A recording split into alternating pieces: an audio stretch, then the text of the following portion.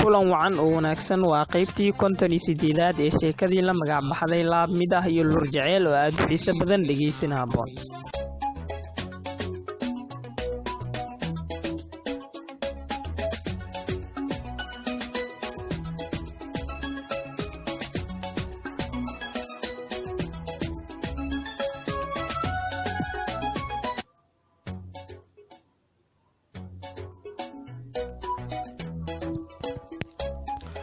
qaybtan 58aad waxaan ugu magac darnay fahansiintii Barni iyo fursadda baari cadde ayaan ugu magac darnay dhageysi haboon.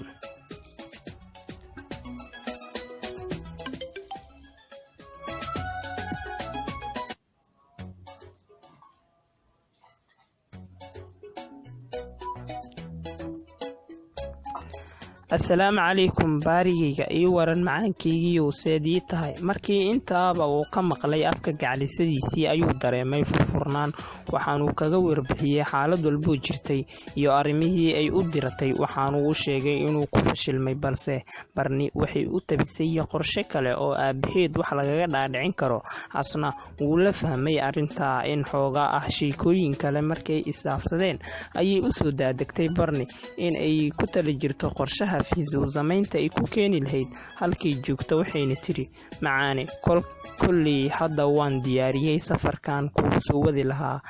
waana layga aqbalay qoladii fiisaha bixinaysay marka baariyo abuu Barni gacantaadii ku jirta waana suujadaada mustaqbalka bahariyaro hadallada macaantadiisa Barni waxaabay u noqdeen isla sawirkay u muujinayso oo ah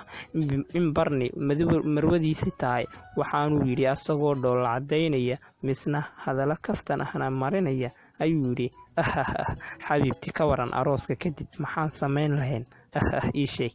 Barni oo qoslaysa ayay ugu jawaabtay ha baby wixii la sameyn lahaa waa macruuf sababtoo ah beeralayda abuurkoodu markuu soo baxo waxay filanayaan in dalab uu soo saaro dalagaasna ay dhinacyo badan noloshooda ku isticmaalaan marka taa haddaan ku micneeyo macaani anigii adiga waxaan ahayd lamaane jacaylku muddo soo tixnaa haddaan calaf isku yeelanana aroos kadib wixii dhici lahaa waa gurashada miraha jacaylkeenu dhalo waxaanse mar kale ka codsanayaa in kalsoonidu aan kugu qabo aad xajisid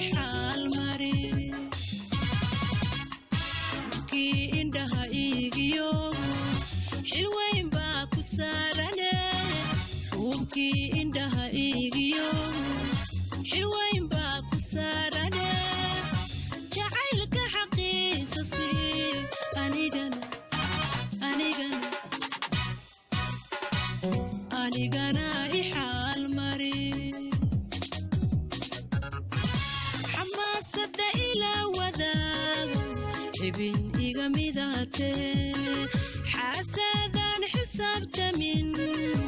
حبيبي هسين حكتني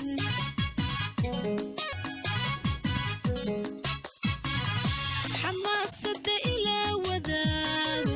حبين إيغا ميداتي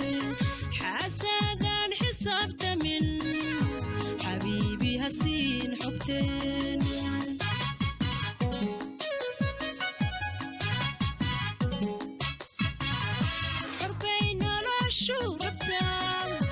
حبي ولا حسور ربا حنانا دابي ربتا مش ما ذكاري ربتا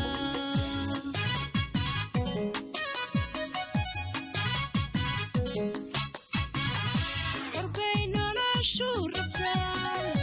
حبي ولا حسور ربا حنانا دابو ربا مش ما ذكاري ربتا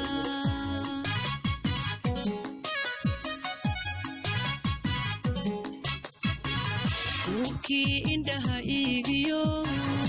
حلوين باكو ساراني وكي عندها إيجيو حلوين باكو ساراني جعيلك حقين سسي